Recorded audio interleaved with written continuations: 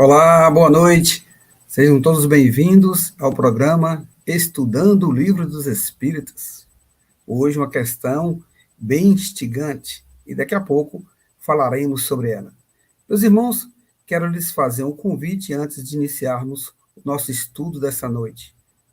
A cada 15 dias está sendo exibido a série Conversa com os Espíritos, dramatização mediúnica, de ocorrências mediúnicas baseadas em fatos reais, extraídos da obra de Allan Kardec, da Revista Espírita e de O Céu e o Inferno.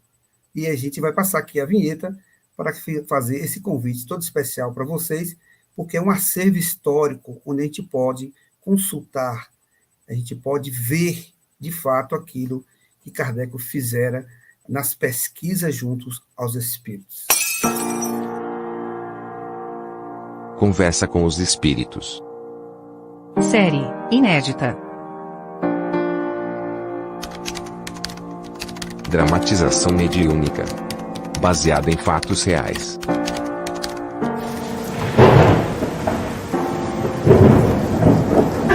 Podemos fazer a invocação dos espíritos? É possível? Exclusivo. Episódios inéditos. Compartilhe.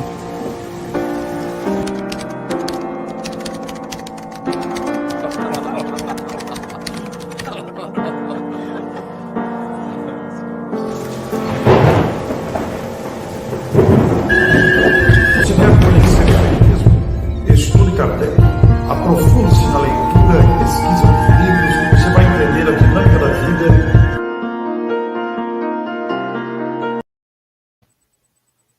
Meus irmãos, está feito aí o convite. Os episódios estão na playlist da TV Espírita Nosso Lar. Acessem gratuitamente, compartilhem com seus amigos e podem estudar nas casas espíritas. Como dissemos nesse instante, a questão hoje é a de número 156.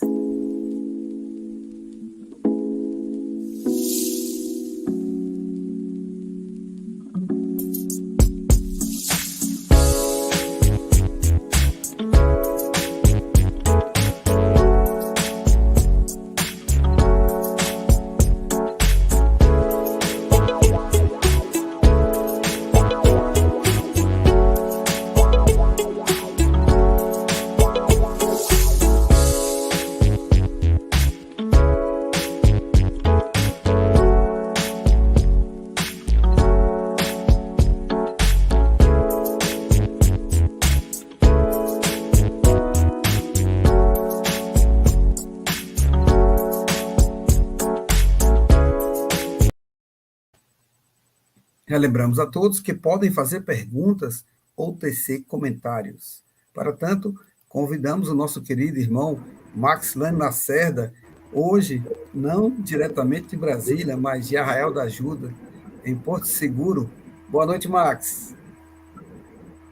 Boa noite, Derni. Boa noite, amigas e amigos. Sejam todas e todos muito bem-vindos. Bem-vindos à Bahia. A você e sua família, Max, que está aí a passeio e que mesmo assim está aí trabalhando, fazendo esse estudo conosco, que a gente agradece do fundo do nosso coração. Meus irmãos, a questão de hoje, de número 156, a qual o Max fará sua exposição, e daqui a pouco nós poderemos fazer comentários ou tirar as nossas dúvidas. Max, um bom trabalho. Muito obrigado, Derni. Muito obrigado, amigos e amigos, pela oportunidade de aqui nos encontrarmos. Pode ser que o sinal da internet não seja tão bom quanto o que estamos habituados, mas pedimos já de antemão nossas desculpas se algum problema acontecer. Bom, hoje nós vamos tratar um tema extremamente importante, gente, porque esse tema diz respeito a muitas decisões que às vezes temos que tomar em nossas famílias, e esta pergunta ela é fundamental. Ela está no capítulo 3, como foi o da semana passada, né? A volta dos espíritos, extinta a vida corpórea, então volta à vida espiritual. E nós estamos tratando do item separação da alma e do corpo. E hoje, como o Derni já nos anunciou, a questão 156 que indaga a separação definitiva da alma e do corpo pode ocorrer antes da cessação completa da vida orgânica, ou seja, o coração está pulsando, as coisas estão acontecendo, a respiração, mesmo que por aparelho, está acontecendo. A pergunta é: a alma está lá ou a alma já se separou? Essa é uma pergunta extremamente importante, porque decisões como, por exemplo, doação de órgãos, acaba que nós precisamos trabalhar essa questão com muito cuidado. A resposta que os benfeitores nos deram, vamos com muita atenção à resposta. Eles disseram assim: na agonia, ou seja, quando a gente pensa que a pessoa está naquele processo de agonia, ele diz, a alma, aí atenção, gente, entre vírgulas aqui, ó, um aposto, algumas vezes, cuidado com isso, hein? Algumas vezes, não é comum, é mais incomum do que comum. Algumas vezes já tem deixado o corpo. Ou seja, na agonia, você está vendo o corpo ali funcionando, em alguns casos, já não tem mais alma ali. Nada há mais que a vida orgânica. Então, aqui nós estaríamos mantendo um corpo funcionando sem que o espírito estivesse vinculado a ele. É um caso possível. Nesse caso, o homem já não tem consciência de si mesmo. Entretanto, ainda lhe resta um sopro de vida orgânica. Por isso que ele ainda pode até mesmo estar ligado ainda pelo cordão fluídico ao corpo físico, mas já não tem mais consciência. Na época, em 1857, com o conhecimento científico da época, foi possível a gente fazer essa análise que o espírito fez aqui. Olha, o corpo é a máquina que o coração põe em movimento. O corpo existe enquanto o coração faz circular nas veias o sangue, para o que não necessita da alma. Então, veja que o processo é mecânico, né? Se você coloca um aparelho para poder fazer esse sangue circular, o corpo se mantém em atividade, ou, entre aspas, vivo. A gente pode colocar dessa expressão. Mas nós vamos lembrar que aqui nós já trouxemos essa imagem outras vezes, mas vamos trazer de novo. Nós precisamos lembrar que quando nós estamos encarnados, nós somos um ser triplo. Temos o corpo físico, o perispírito, que é o corpo espiritual, e a alma. Quando estamos nessa condição, o perispírito que envolve a alma, nós chamamos então de espírito. E o corpo que envolve esse espírito, portanto, nós chamamos de espírito encarnado, que é o corpo físico. Então, nós já falamos disso, voltamos a repetir. A alma é apenas um espírito encarnado. E o espírito é apenas uma alma desencarnada. Enfim, somos sempre alma, porque a essência de tudo é a alma. Tanto o perispírito como o corpo físico são matéria. Então, nós temos uma matéria extremamente densa, que é o corpo físico, e uma matéria sutil, que é o perispírito, que é o corpo espiritual. Mas continuam sendo matéria. Agora, a alma não. A alma não é matéria e ela é a essência de tudo. Bem, nós estamos falando da separação do espírito. Vamos lembrar que o processo o espírito está voltando da dimensão física para a dimensão espiritual, está fazendo a passagem. É a separação em que o liberta desse ergástulo, que é o corpo, para colocá-lo em relação direta e definitiva com o mundo espiritual. Nós temos aqui no estudo de caso cuidados na liberação da alma, que está lá no livro Obreiros da Vida Eterna, que, aliás, gente, trata desse assunto. São 5 espíritos que estão desencarnando e que são acompanhados do mundo espiritual. É muito importante quem se interessar pelo assunto buscar esse livro, porque ele esclarece muito, mas muito mesmo, sobre esses processos. Então, André Luiz ensina lá nesse livro que tem 3 regiões orgânicas que precisam de extremo cuidado no serviço de libertação. A primeira dela diz respeito ao centro vegetativo. Esse centro vegetativo está ligado ao ventre, e ele é a sede das manifestações fisiológicas. Então, quando esse centro é desligado, começa o processo de enrijecimento cadavérico. Então, ele fica aqui perto da região do gástrico, onde o processo de desligamento se faz iniciado. Depois, o centro emocional, chamado zona dos sentimentos e desejos, que fica no tórax. Então, essa região que nós chamamos de centro de força cardíaca. Esse aqui é o segundo, que normalmente se é desligado. E, por fim, o centro mental, que é o mais importante por excelência, comanda os demais, ele está situado no cérebro. E a gente tem aqui 2 centros de força que poderiam ser incluídos aqui, mas, sobretudo, o coronário, mas também entra o cerebral, que é esse frontal aqui que nós estamos vendo na testa, que é também chamado pelos hindus de terceira visão. E aqui é uma imagem do livro do senhor Zalmiro Zimmermann, em que você simula, então, esse parto espiritual, né? O desligamento desses centros de força para que o espírito, então, se liberte. Mas aqui nós vamos lembrar, como já tivemos a oportunidade de outra vez mostrar, que há uma diferença entre morrer e desencarnar. Aqui, por exemplo, nós estamos assistindo o féretro real, esse é um caso real, do irmão Jacó, que é Frederico Figner, um ex-vice-presidente da FEB do século XX, início do século XX. Ele está aqui assistindo o próprio féretro, ladeado por sua filha, já desencarnada muito antes dele, e aí você vê que nesse féretro tem irmãos encarnados e irmãos desencarnados participando. Mas observem que tem dois benfeitores, um deles, o Dr. Bezerra de Menezes, que participou desse processo, fazendo ali passes magnéticos na região do coronário e na região desse que nós chamamos de terceira visão. E você percebe que há uma ligação entre o corpo físico e o corpo espiritual, que é o cordão fluídico. Aqui existe o que se chama morte. Para o legista, de fato, esse corpo já pode ser enterrado, pode ser inumado, ou pode ser cremado, porque ele está morto. Mas ele não está desencarnado. Desencarnado ele estará aqui, ó.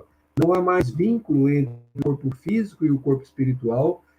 Quem assistiu o nosso último encontro vai se lembrar que, enquanto houver vínculo, há uma espécie de eco do corpo para o corpo físico, do corpo físico para o corpo espiritual, e o espírito sente o que se passa no corpo físico. Aqui pode acontecer o que for com o corpo físico, que nada se sente mais esse espírito. Mas na situação anterior, o que acontecer com o corpo pode repercutir para o espírito. Então, aqui sim, nós estamos na condição de desencarnação de fato.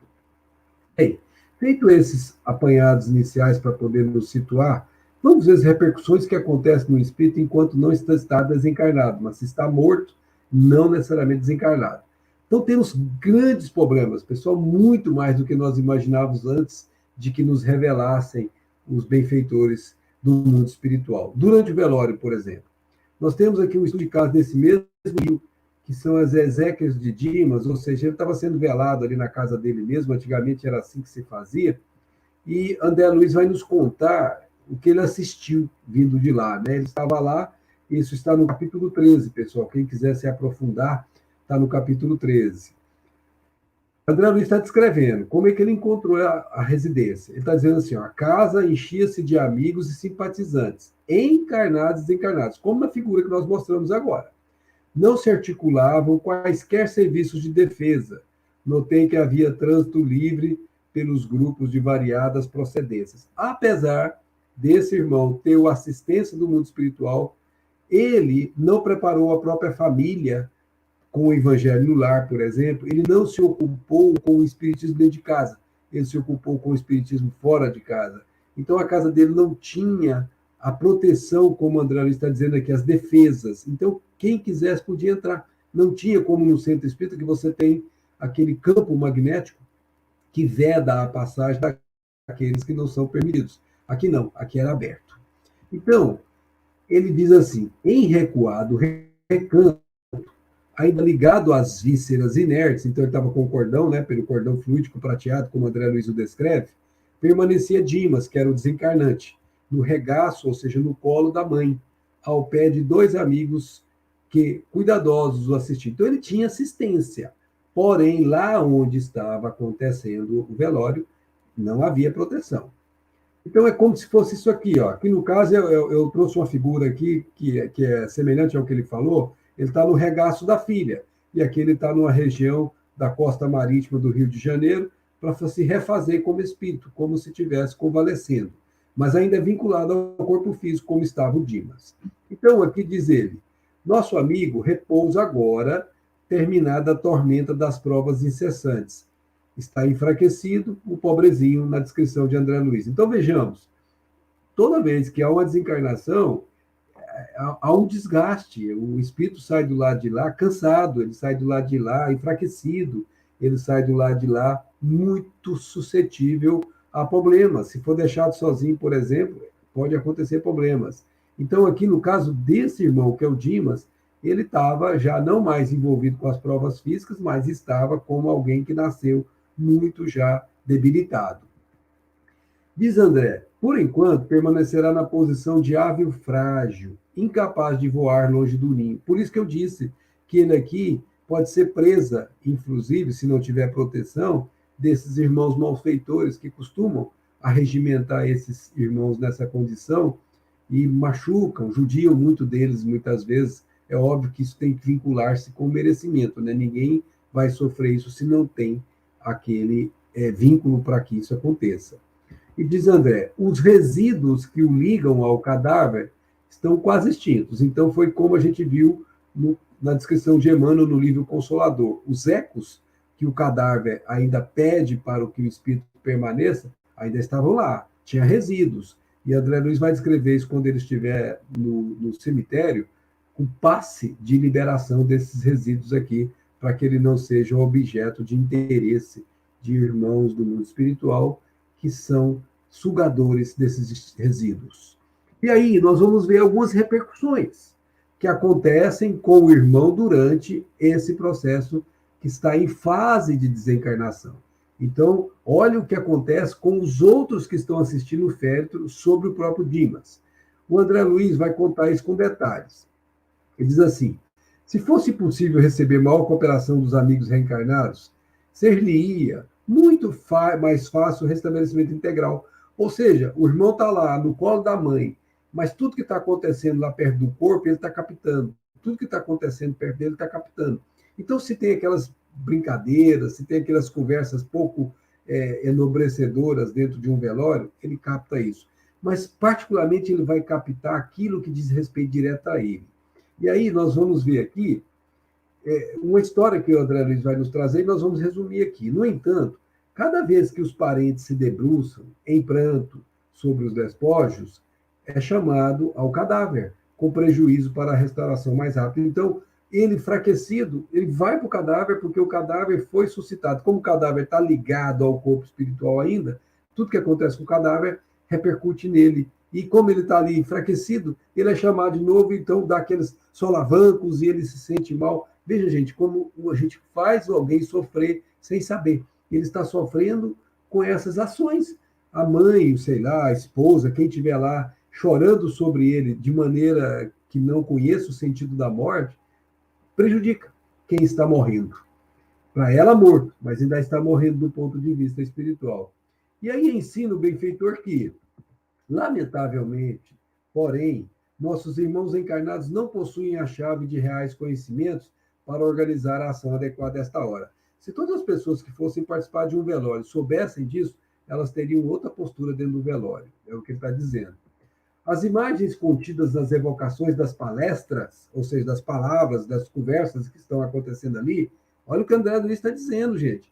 Incidem sobre a mente do desencarnado, mantido em repouso depois de rápido mergulho na contemplação dos fatos alusivos à existência finda. Então, ele contemplou quando ele estava desencarnando, mas ele vai lembrar, essas palavras vão fazer com que ele volte. Então, ele não tem o descanso, gente, ele não tem o repouso, propriamente dito. É como se você tem um sono com solavancos. E aí, ele diz assim, não somente as imagens, por vezes, nossos amigos presentes, fecundos nas conversações sem proveito, exumem, extraem, tiram lá do fundo, com tamanho calor, a lembrança de certos fatos que trazem até aqui alguns dos protagonistas já desencarnados. Gente, vai aparecer o senhor, que conheceu Dimas desde muito jovem, e que vai contar uma história. Eu vou pedir vocês para que depois leiam no livro para conhecer melhor, para poder reforçar a compreensão. Mas o fato é que tinha havido um assassinato, e o Dimas assistiu ao assassinato de uma forma indireta e não denunciou o assassino. E esse homem vai contar essa história, né? E essa história vai trazer o assassino de volta na cena do velório. Observando os participantes. Vamos dar uma olhada nisso. A pouco espaço da via, davam-se asas ao anedotatário vibrante. Gente, anedotas em velório, infelizmente, é uma coisa que acontece. Em torno do amigo em trânsito para o do mundo. As pessoas começam a comentar, gente, mas ele era assim, mas ele era assado. Vocês não têm noção de como isso afeta a pessoa. pequenas e grandes ocorrências da vida do morto, olha o morto entre aspas, porque não estava de fato liberado do corpo, eram lembradas com graça e vivacidade. Então, isso, quem já foi no velório já viu isso com certeza acontecer. E aí ele vai contar isso que eu disse. Há poucos passos, todavia, davam-se asas ao anedotário vibrante, né? E certa pessoa exuma um passado, que repercute diretamente em Dimas, esse passado que eu me referi agora. Dimas, quando soube disso, geme sob terrível pesadelo nos braços maternos, ao recordar o fato relatado, ou seja, aquele assassinato que existira há 30 anos antes. Desde alguns minutos, acompanhamos a agitação dele, reparando que recebia, olha a expressão, choques desagradáveis. É como se fosse energia elétrica, gente, que vai e causa aquele solavanco, porque leva um choque e esse choque é transmitido pelo cordão que liga o corpo físico ao corpo espiritual, ou seja, o cordão fluídico ou o cordão prateado, fluido prateático, como nós chamamos. Não chegou a ver nem a ouvir integralmente em face da perturbação espontânea, mas vislumbrou, sentiu, oprimiu-se e torturou-se, prejudicando a reconquista de si mesmo. Ô, gente, toda vez que você for no velório, a partir desse momento, por favor, se você for falar do morto que está ali, se você for falar, fale só coisas boas. Se você não tiver coisas boas para falar, não fale. Mantenha-se em prece, porque você vai ajudar o morto, que na verdade às vezes pode não estar ainda separado do corpo, de maneira muito profícua. Se você vê alguém que tenta provocar, tenta tirar isso do assunto, tenta de maneira elegante, de maneira que o outro não se incomode, não deixar que aquele assunto se estenda. E aí, olha o que afirma o André Luiz através de um benfeitor que estava com ele lá. Olha só, gente, preste atenção nisso. As forças mentais estão revestidas de poder. André Luiz esclarece que nossos amigos da esfera carnal são ainda muito ignorantes no trato com a morte. Ao invés de trazerem pensamentos amigos e reconfortadores, preces de auxílio e vibrações fraternais, atiram aos recém-desencarnados as pedras e os espinhos que deixaram nas estradas percorridas.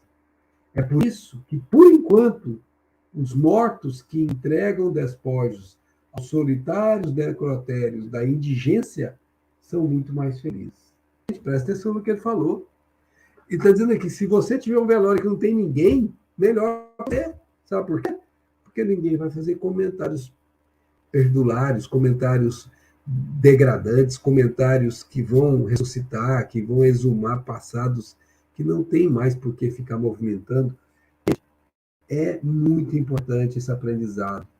Um velório é um lugar de muito respeito, muita veneração para com quem estamos velando. Se nós não pudermos tratar assim, melhor não ir.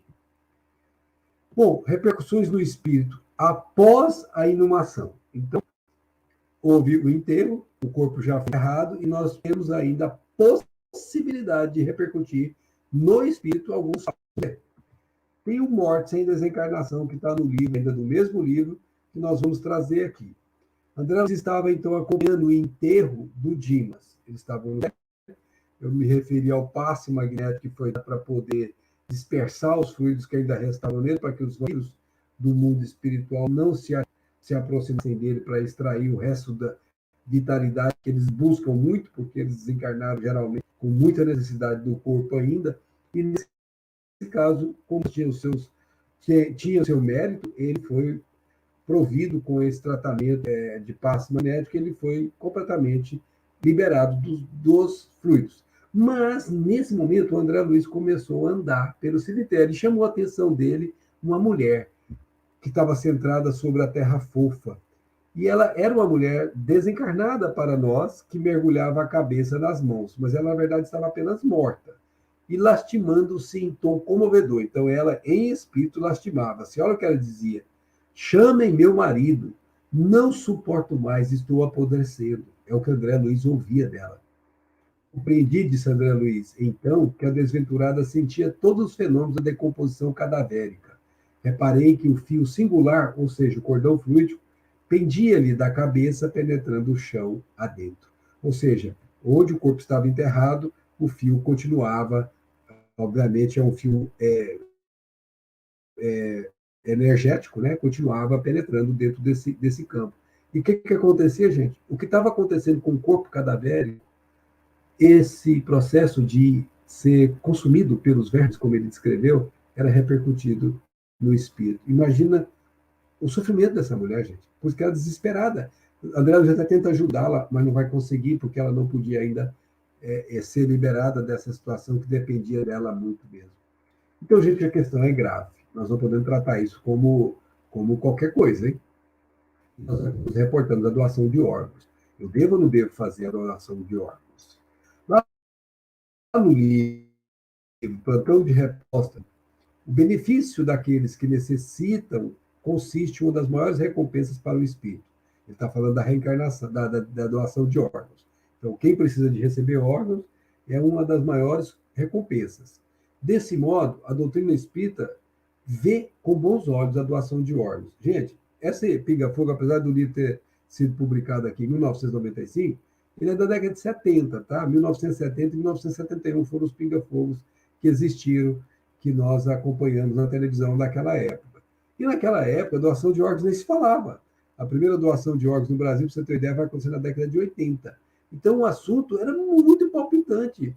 E já se falava em outros países mais avançados, mas não se praticava ainda com toda a condição. Vamos saber que aconteceu na África do Sul, se não me falha a memória, o primeiro evento de doação de órgãos que foi executada com certo sucesso, mas não total. E aqui nós vamos ter uma colocação da década de 70 que era muito anterior a esse processo estar tomando o corpo, como hoje. É uma coisa normal. Mesmo, vai alertar o livro, o nosso querido Emmanuel, mesmo que a separação entre o espírito e o corpo não se tenha completado, é o caso da mulher, é o caso do Dimas, que estava lá, é o caso daquele irmão Jacó, que estava também no velório dele, mas que foi desligado logo em seguida. O Dimas só foi desligado mais tarde. Então, todos esses casos, mesmo assim, vamos supor que o corpo esteja no hospital e esteja ligado, mesmo assim, se você autorizou a doação do seu órgão, qualquer que seja ele, do seu corpo, com o coração participando disso, você não fez isso pressionado por ninguém, você fez isso com sua boa vontade, olha o que acontece. A disponibilidade dispõe de recursos para impedir, a palavra é essa, impedir impressões penosas e sofrimentos aos doadores. Ou seja, quem doa órgãos, que doou com sua própria decisão, com sua própria vontade, ou que compartilhou da vontade de alguém que doou, que autorizou, essa pessoa não vai sentir dor nenhuma, mesmo estando ligado, mesmo estando morto completamente. Então, isso é muito confortante para você saber, muito confortante para mim saber. E diz mais, a doação de órgãos não é contrária às leis da natureza. Por quê?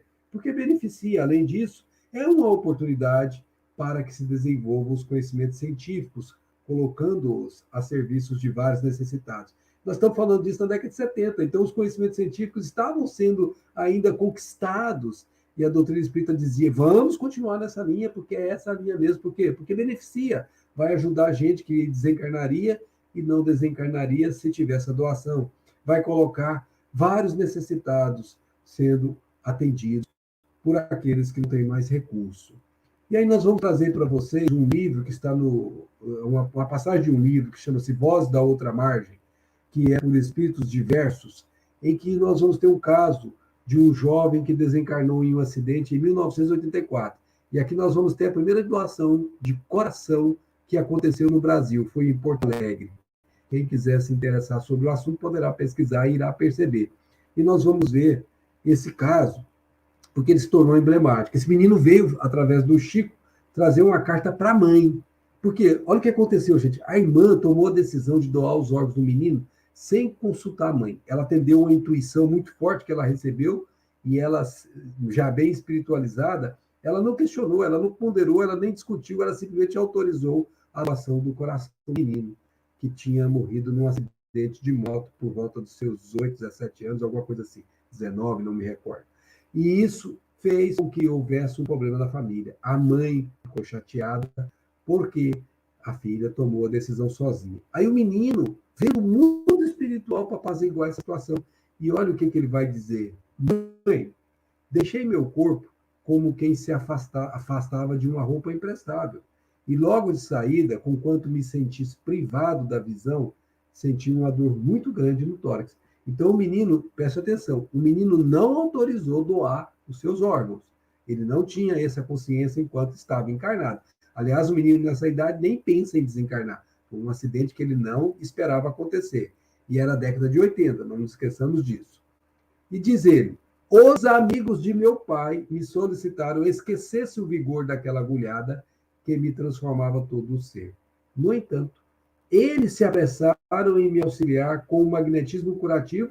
E olha atenção, gente, a dor desapareceu. O que foi feito? Aplicaram passes dele, que é o que ele chamou aqui de magnetismo curativo, e essa dor desapareceu. Por quê? Porque interrompeu a condução do sinal do que passava-se no corpo para quem recebe o sinal e interpreta esse sinal como dor, que é a alma que está revestida pelo perispírito do rapaz. Portanto, ele é o espírito desencarnado. E aí, obviamente, a gente percebe que ele sentiu uma certa dor antes, mas logo depois, imediatamente depois, a dor foi completamente abolida. E aí ele vai dizer que ele mesmo sabia o que tinha acontecido naquela época. Soube mais tarde de que naquele momento eu tivera o coração do corpo físico arrancado, olha a expressão que ele usa, arrancado, para servir ao transplante que favoreceria um homem que se avizinhava da morte. Logo que me confessei agradecido e satisfeito com a medida, notei que o coração do meu corpo espiritual pulsava forte e robusto. Ou seja, o corpo físico tem um coração que é a réplica do coração do corpo espiritual. Então, se o corpo do corpo físico for enterrado e o coração virar apenas comida de verme, ou se ele for útil, isso não faz diferença nenhuma para o corpo espiritual. E é o que aconteceu com esse guri. Agradeça, mamãe, disse ele. Olha aqui agora, apaziguando problemas do lar. Agradeça, mamãe, a Magali, por não haver vacilado, porque ela recebeu a intuição, gente, não haver vacilado no momento em que eu teria obrigado a largar o próprio coração, conhecimento inútil, a praticar involuntariamente um ato que me fez mais confortado da vida maior. Presta atenção, meninas e meninos, amigas e amigos. Esse rapaz não autorizou a doação. Mas se ele tivesse a consciência que ele tinha agora no mundo espiritual, ele teria, com certeza, a autorizar a doação antes de ter desencarnado. Porque ele sabe, agora, do lado de lá, que a doação fez um bem tremendo a ele. Olha como ele diz, praticar involuntariamente, não foi ele que teve a vontade, um ato que me fez mais confortável na vida maior. Mesmo não tendo sido ele, presta atenção, ele se beneficiou, ainda que tivesse sentido apontado, como ele diz, mas logo depois não sentiu mais nada porque foi impedido que ele sentisse dor. Então, gente, mesmo no caso de alguém que não autorizou, se beneficia. É o caso desse menino. E ele diz claramente, estou reconhecido, e pode crer que, pode crer é uma expressão que se usava muito na década de 70, 80, alguma coisa assim, pode crer, era muito, muito comum isso, que se viesse a repetir a aprovação de que fui objeto, olha como ele diz, se eu viesse a repetir isso, eu próprio teria pedido com acenos para que retirasse de meu corpo todas as peças que se mostrassem suscetíveis de prestar auxílio a alguém. Olha a expressão que ele usa, peças, porque o nosso corpo é uma máquina que funciona sob o comando do espírito. Quando o corpo não tem mais o espírito e não tem essa máquina sendo apoiada externamente por um processo mecânico, essas peças se perdem, elas não têm mais serventia. E ele está dizendo, se eu pudesse, eu poderia ter doado todas as minhas peças. E o que eu quero fazer com vocês aqui são algumas reflexões, que nós vamos fazer juntos. Esse menino, ele doou involuntariamente. Agora pensa quando a gente doa voluntariamente. Pensa. O benefício que nós teremos ao voltar para o lado de lá. A nossa passagem, o nosso desligamento será, consequentemente, muito mais suave, muito mais tranquilo. Diz o nosso querido André, todos nós experimentaremos a solidão nos grandes momentos de aferição de valores espirituais. Isso é o momento da passagem. Então, se você é reconfortado com o movimento de doação, esse momento de solidão, ele em você é menor. E a pergunta é, como conseguir uma desencarnação suave, sem solavantes, como Dimas teve, por exemplo? E a pergunta está lá no livro Céu e Inferno. Qual a causa da maior ou menor facilidade de desligamento? Resposta: o estado moral da alma é a causa principal que influi sobre a maior ou menor facilidade de desligamento. Quanto mais eu tiver com a minha consciência em paz, quanto mais aquisições de bem eu tiver feito em benefício do próximo, quanto mais eu estiver em ressonância com a consciência cósmica, mais o meu desligamento será suave. Como já dissemos em outra oportunidade, como a lamparina que se apaga, como um fruto maduro que cai. Diz ainda Allan Kardec: aquele que já está purificado se reconhece quase imediatamente. Por quê? Porque se libertou da matéria durante a vida do corpo. Então, veja só, gente.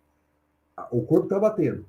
Você está sustentando aquele corpo lá, a família está em dúvida sobre deixar ou não deixar continuar aquele corpo. É uma questão muito delicada. E veja, o caso da Magali, ela foi intuída. Eu, por exemplo, vou colocar por mim, como é que eu resolveria isso se acontecesse comigo? Eu faria exatamente o que a Magali fez. Eu colocaria através de uma prece, minha intuição, que eu sei que eu tenho, eu colocaria ela à disposição dos benfeitores. Eu faria a prece perguntando o que fazer. Com certeza, ele nunca me falhou isso em toda a minha vida. Com certeza, o que fazer virá de uma forma ou de outra no dado momento. Então, se eu tenho que desligar aparelho, se eu não tenho que desligar aparelho, ainda que hoje nós temos mais recursos para poder fazer isso, como, por exemplo, ajuda médica, no caso de uma morte cerebral, mas mesmo assim, se me consultarem, se for possível me consultar, e eu tiver participação naquilo, antes de responder, eu peço licença, me recolho a um lugar calmo, faço uma prece e peço um tempo para poder responder essa pergunta. E não tenham dúvida, a resposta sempre virá na medida do correto. Ao passo que o homem carnal, aquele cuja consciência não é pura, esse guarda por muito mais tempo a impressão da matéria. Então, essa pessoa que viveu muito de maneira carnal, muito buscando atender apenas sensações, se preocupou pouco em atender sentimentos, as emoções mais nobres, aquele que se preocupou pouco com o outro, aquele que, enfim, está vinculado muito às coisas do mundo, é um mundano ainda, esse sofre muito mais do que aquele outro, que já está, às vezes, até desprendido do corpo, como foi a questão inicial. Ele não está mais dentro do corpo e o corpo continua funcionando. Ele já saiu. Por isso nós entendemos Jesus quando ele diz: buscar em primeiro lugar o reino de Deus e sua justiça, e todas essas coisas vos serão acrescentadas. Então, se você buscar viver a sua vida, primeiro dando a atenção às coisas que são do Espírito, as coisas que são de Deus, as coisas que são da sua justiça, ou seja, a lei de causa e efeito, as coisas que dizem respeito à sua própria vida e não à vida do seu corpo, você pode ter certeza que a sua desencarnação será tranquila e você terá acrescentada a paz que você e eu e todos nós buscamos. Minhas amigas e meus amigos, permanecemos à disposição e esperamos a próxima parte para conversarmos um pouquinho mais. Muito obrigado. Estamos apresentando o Livro dos Espíritos. Tire suas dúvidas, façam perguntas.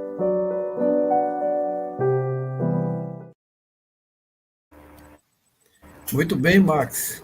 Gratidão por essa exposição, mesmo você estando aí de férias e trabalhando, estudando conosco esta questão. É uma questão, de fato, bem delicada.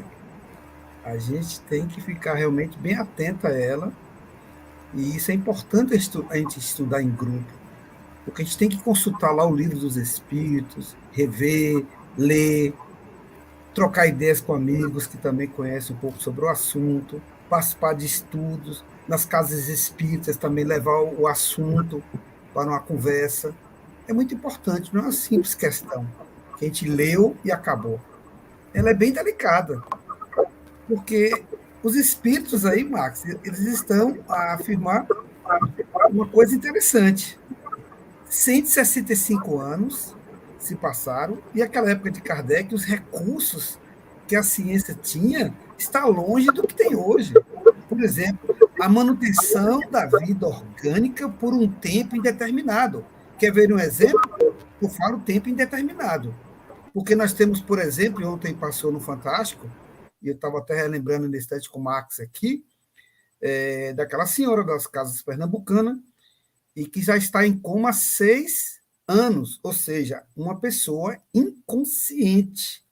Mas as máquinas médicas, por assim dizer, acusam que há sinais ainda vitais naquela pessoa. Portanto, se há sinais vitais, significa que essa pessoa se encontra ainda viva ou, de outra forma, ligada ao corpo. Mas não existe ainda, na nossa ciência, Max, um medidor de consciência. Ainda não é possível, embora já existam alguns experimentos que já estão se falando sobre esse medidor de consciência, onde se vai perceber, através desse eletrocefalograma, digamos assim, que se a pessoa está ouvindo, participando de alguma forma. Isso do ponto de vista da ciência. Mas essa questão eu considero bem interessante, Max. Os internautas estão aqui bem curiosos mesmo. A gente vai colocar algumas perguntas, porque uma vez a vida orgânica está acontecendo ali, mantida por aparelhos, por um tempo indeterminado, pode acontecer de não ter mais ali o espírito. Pode. Nós estamos falando de vida orgânica, quando o espírito não está mais ligado ali à matéria por alguma razão. Então, vejam que é bem complexo, bem delicado. Então, vamos passar aqui, Marcos, alguns questionamentos. Ingrid Riné, por exemplo, ela diz aqui, quanto tempo é o ideal para fazer a cremação? Então, essa questão nós tratamos, a Chico Xavier, através de Emmanuel, para a média da população, recomenda 72 horas antes de se cremar. Então, coloca o corpo na cama mortuária, esfria e mantém aí durante 72 horas. Agora, isso varia, obviamente, em função daquela questão que a gente falou aqui nas reflexões. Como é que foi a vida moral daquela pessoa? Quanto mais a moral foi elevada, menos tempo ele precisa. Aliás, muitas vezes, como a gente viu nessa própria pergunta, o corpo ainda está ali pulsando, não tem espírito nenhum. Então, você pode cremar aquele corpo do jeito que está ali, ele não vai sentir nada. Mas como saber se o corpo não está lá ou não está, já é outra questão, porque vai depender muito da vida moral que a pessoa levou. Então, conhecer essa pessoa de perto para ter certeza. Geralmente, aquele que tem moral elevada fala assim, pode queimar, joga fora, isso não presta mais nada. Porque ele sabe que ele não tem mais ligação com aquilo. Lembra de Sócrates? Quando o neófito dele perguntou, o seguidor dele perguntou o que fazer do corpo, o corpo joga fora, em qualquer lugar, eu não estarei nele mais. Ou seja, o espírito do tamanho de Sócrates sabia que, uma vez tomada a cicuta, não estaria naquele corpo. Mas a realidade não é essa no nosso planeta, a realidade é o contrário. A vida moral depreciada é a maioria no nosso planeta ainda. Então, sim, segura mais tempo aí se você tem piedade do cadáver, piedade da pessoa que vincula-se àquele cadáver, porque pode repercutir sim a cremação, assim como pode repercutir, como vimos no caso relatado por André Luiz, até mesmo depois que a pessoa já foi inumada, já foi enterrada, porque continuará repercutindo nela o processo daquela degradação do corpo através da microfauna, né, que vai ali agir. Então, sim, 72 horas é a média que o nosso querido Chico, através de Emmanuel, aliás, através de Chico, recomendou. Verdade, Max. E como é bom participar disso tudo, né? Que a própria Ingrid aí, ou a própria Ana, internauta, que está participando conosco, ela também respondeu, concordando aí com você, que às vezes 72 horas, mas depende muito do fluido vital. Então, veja que interessante, como é importante. E outra coisa, nós não temos recursos morais, espirituais, ou seja, elevados, para termos ideia de qual estado se encontra a alma do outro lado que partira. Nós não temos. Então, se não temos, esses cuidados têm que serem tomados com toda certeza para facilitar o processo. A própria Ana Max, ela faz aqui uma pergunta também interessante, né? Ela diz, hoje assisti uma explicação sobre o cerimonial do enterro. E ela disse que ela pensava que só era orar e não se precisava ir ao cemitério. E chamou a atenção dela que ela viu uma passagem que o Chico foi agradecer, vamos dizer assim, ao corpo. E aí ela faz essa questão aqui, Max, ao corpo do cunhado, né? Ele foi lá agradecer. Será que foi para dar um auxílio? Afinal, era o Chico ou é importante se ir a velórios? Olha, temos aí que considerar aspectos variados. Por exemplo, o Chico é uma doçura de pessoa. Então, ele, por exemplo, fazia como Jesus. Jesus foi batizado, entre aspas, esse batizado, não porque ele precisasse de ser batizado, mas ele foi batizado porque ele não vinha destruir a lei, mas dar seu cumprimento. Então, ele obedecia o que estava convencionado na vigência humana. Ele não contestou isso, pelo contrário, ele deixou isso acontecer. E o Chico fazia a mesma coisa, então ele não desrespeitava, mas ele sempre disse que não estão lá os espíritos que, obviamente, já se desvincularam daqueles corpos. Então, ir ao cemitério ou ir ao velório é uma coisa mais assim, de respeito a essas exéquias, respeito a esses momentos que precisam ser considerados. Então, se alguém muito me importa estar, eu vou e vou fazer oração, vou ali fazer a minha parte de fazer uma minha despedida, meu agradecimento, porque às vezes o espírito está ressentido, ao contrário do que nós vimos no caso relatado no livro de André, uma prece, um agradecimento, está repercutindo favoravelmente nele, e ele vai se rebustecer-se com aquelas energias boas que estão saindo daqueles que participam. Então, a sua presença nessa hora é um auxílio para o irmão que está indo, mas é preciso vigiar os pensamentos, vigiar as sensações, os sentimentos que estão passando dentro de nós, porque são isso, esses sentimentos, esses pensamentos que são captados, não necessariamente as palavras, as imagens mentais que nós estamos formando acerca daquele irmão, elas vão ser captadas por ele se ele ainda estiver ali. Então, é importante que a gente tenha um cuidado de, se for lá, ir lá com todo o respeito, mas com todo o carinho e o amor por ele. E não nos esqueçamos, né, que ao cemitério, tem o hábito de fazer o finado, dia 2. Muitas vezes os espíritos não estão lá, mas como eles sabem que nós vamos no túmulo deles, eles vão lá para poder receber aquela, vamos dizer assim, aquela consideração que você está tendo para com ele. Mas você viu que também pode acontecer de ter um espírito lá do lado, como era o caso daquela senhora ligada. Então, aí, se você tem esse conhecimento, você vai naquele túmulo e faz uma prece por essa pessoa que está ali, que você pode, às vezes, imaginar que ela esteja em situação não tranquila, não boa, né? Então, é uma situação também de auxílio. Mas você não precisa ir no cemitério para fazer isso. Você pode fazer isso de casa, pode fazer isso no centro espírita, você pode fazer de onde você estiver. O que importa é o seu pensamento, porque onde o seu pensamento estiver, aí estará o espírito. E é isso que nós temos que fazer. Então, ir ao cemitério é mais uma questão de cumprir vamos dizer assim, as determinações do nosso proceder humano, do que propriamente dito tem importância. Não obstante, se for ao cemitério, se for ao velório, vá com o espírito de auxílio, jamais com aquele que faz excursão, jamais com aquele que faz gracejo, jamais com aquele que faz pouco caso da situação. Não, não faça isso. Se você for, respeito e dedicação do seu coração para com aqueles que você está indo buscar. Verdade, Max. A limitação nossa, por falta de conhecimento da situação, faz com que a gente tenha interpretações bem equivocadas. Como você está falando aí, que até chega a ser engraçado. As pessoas vão ao cemitério acreditando ali, naquele corpo, naquela cova, está o espírito, né? Então, veja que a ligação mental que nós devemos ter com as pessoas que nós gostamos, que nós nos afinizamos, é o mais importante de tudo. E olha que interessante aí, a questão de hoje. Os espíritos estão deixando bem claro que o espírito pode já estar fora, ou seja, efetivamente cancelada a sua existência aqui na Terra, através daquele corpo, mesmo que está tendo ainda uma vida orgânica. É possível.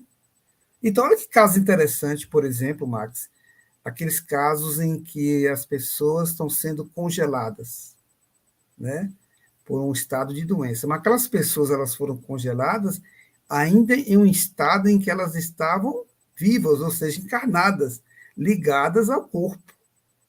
Então, veja que esse assunto é bem delicado. Não é alguém que morreu, teve uma morte clínica e fora congelado ali, né? Me parece que aqueles congelamentos que estão sendo feitos para que no futuro se descubra a doença, aquelas pessoas ali quando estão no estado terminal, num coma, por exemplo, e ali faz o congelamento para que no futuro essas pessoas possam ser salvas, né? Então, se houver uma tecnologia que faça com que esse corpo reative, esse espírito poderá sim estar preso ali. Mas também pode acontecer do espírito já ter partido. Então, olha que é interessante como Kardec nos recomendava o estudo da ciência, viu? A gente está acompanhando para não ficarmos aqui especulando coisas sem nenhum sentido. Aos internautas aqui, Jonas agradece pelo ensinamento. A Ana diz: prefiro não ir, fazer orações sem ser lá. Obrigada pelas explicações. Nós espíritas mesmo temos esse costume, né? De nos mantermos em oração, em prece, e às vezes não estarmos mais, como o Marcos falou aí, muitas coisas que envolvem um velório, né? São aquelas pessoas que estão em volta ainda, que precisam do amparo da gente, é a nossa própria prece ali que está presente em um ambiente que muitas vezes não está favorável e vai acalentar de alguma forma aquele que está desencarnando. Imagina a gente estar do lado de lá e em meio àquelas pessoas que estão ali, sentir uma prece fervorosa, uma vibração direcionada, amparando, ajudando no processo. Como a gente ia se sentir bem? É só a gente se colocar no lugar. Então, é um assunto bem intrigante, Max. Mas os espíritos deixaram claro aí, olha que interessante, que na agonia a alma, algumas vezes, já tem deixado o corpo. Eles disseram isso há 165 anos. Aí a grande questão que a gente precisa estudar hoje, Marcos, ficar atento, né? A ciência prolongando a vida orgânica. Então, até que ponto ali é, de fato, uma vida orgânica ou uma vida apenas inconsciente? Né? Bem delicada essa questão mesmo, bem intrigante, bem... Gosto muito desse assunto, Marcos. E gratidão mesmo. Aqui a Ingrid também está agradecendo.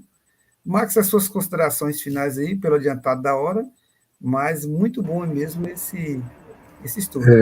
Eu gostaria de declarar publicamente, como sempre tenho feito, que eu sou um doador de órgãos. Eu sei que moralmente não tenho garantias nenhuma, mas eu sei que a doação vai beneficiar alguém, e se beneficiar alguém, se vai prestar alguma coisa, só não pega a unha encravada, que não vai prestar, porque eu sei que vai atrapalhar quem receber. Mas o resto que for servir, eu quero deixar muito claro que realmente está... Eu sou daquele que não tem a menor dúvida que, se puder ser útil, até depois que morri, eu gostaria de ser. E também lembrar, como foi dito em um comentário, que a cremação e a doação de órgãos teriam que ter uma repercussão, né? Porque o cordão fluido está recebendo os sinais ou do fogo consumindo o corpo ou da faca cortando aquele lugar onde o órgão vai ser tirado. Mas aí, como bem disse alguém aí, acho que foi nós temos aí uma clareza de diferença. Por quê? Porque na cremação, se você considerar que a pessoa foi cremada antes e não tem a preparação, vamos dizer assim, moral para isso, ela pode sim repercutir-se disso. Mas na doação, não. Na doação, mesmo que seja involuntária, você veja o caso do menino que nós reportamos agora. Ela foi, ainda assim, mesmo que ele não pedisse, ela foi considerada, mesmo que involuntária. Olha que graça, que coisa maravilhosa. Então, sim, são diferentes as situações. Na cremação, a repercussão, se a moral não é boa, é direto. Agora, no caso da doação, não. Mesmo que a moral não seja boa, mas você beneficia por um único ato involuntário de beneficiar alguém. Veja como a lei de misericórdia prevalece sempre, em todos os momentos. Então, minha amiga e meu amigo que está conosco participando desse estudo, veja que grande é esse momento, porque nós vamos começando a ser aqueles que sabemos o que fazemos. Nós vamos tomando decisões, não porque eu acho, eu penso que é assim, não. Elas têm base fundamentadas e elas nos dão mais segurança íntima, e por isso a gente toma as decisões com tranquilidade. Mas nunca se esqueçam, nunca nos esqueçamos, todos nós, antes de tomar a decisão, recolha-se, faça a prece e aguarde pela intuição, porque essa é a palavra final. O que nós sabemos aqui, mesmo com todas as informações que eles passaram, ainda é parte do todo. Porque a história de cada um, só eles sabem do lado de lá. E nós aí precisamos de muita, muita ajuda do lado de lá sempre. Então, muita paz a todos, muita paz a todos, e até semana que vem, se Deus quiser. A gente agradece muito a você, viu, Marcos? Por mesmo você estar de férias, a gente volta a insistir, e veja como é bom, como é prazeroso a gente que está trabalhando na doutrina espírita, mesmo no momento de férias, a gente tira uma oportunidadezinha para trabalhar, né? para ser útil de alguma forma. A gente não pode deixar de estar agradecendo por esse esforço seu de estar aqui conosco também nesse momento. E você tocou num assunto também bem instigante, Max. Então, veja como esse assunto é complexo da separação definitiva da alma e do corpo. Quantas pessoas estão tão apegadas e não querem largar seu corpo? Então, praticamente ali já está escoando o fluido vital. Então, praticamente, digamos que já tem a separação definitiva, mas o indivíduo quer permanecer ali por apego. Ele pelo seu estilo de vida, das coisas, dos desejos, das sensações. E a gente pega um ganchozinho, Max, e no episódio 2 nós apresentamos esse caso, está lá no livro, é O Céu e o Inferno, de Allan Kardec, Baltazar, o espírito gastrônomo, mostrando esse exemplo aí de alguém que 30 anos depois que havia desencarnado ainda continuava se aproximando das pessoas para sentir os odores, para satisfazer os seus desejos, e como bem Kardec diz lá, e não as suas necessidades. Porque ele não tem estômago no sentido de querer se alimentar como era quando encarnado, mas os seus desejos são iguais. Então veja que essa separação do corpo, ela é complexa, e Marx trouxe essa luz no final do túnel, chamando a atenção que é preciso a evolução moral, desapego, para que a gente não passe por esses percalços. Então, gratidão a todos. Os internautas estão aqui agradecendo, a gente coloca aqui. Ana, gratidão a vocês. Deus os abençoe, nós que agradecemos. A gente fica muito feliz em estar participando desse estudo aqui. Então, meus irmãos, fica aí o convite mais uma vez. Lá no próximo dia 17, o episódio vai estar lá, o número 4, Conversa com os Espíritos. Eu gosto muito de estar divulgando esse projeto, Max, porque são ocorrências mediúnicas reais, são entrevistas, pesquisas que Allan Kardec fez. E domingo agora nós passamos o episódio 3, que foi de uma cega que desencarnou aos 45 anos de idade, que Kardec conversou com ela 10 anos após o seu desencarne, um espírito bem esclarecido. A gente vai passar a vinheta aqui, logo em seguida a gente passa a vinheta do programa e nos despedimos por aqui. Então, meus irmãos, até a próxima segunda-feira, com a permissão de Deus, onde estaremos estudando mais uma questão de O Livro dos Espíritos, e cada um de nós aprendendo uns com os outros. Boa noite. E, Max, para você, boas férias aí. Se divirta e bem-vindo à Bahia.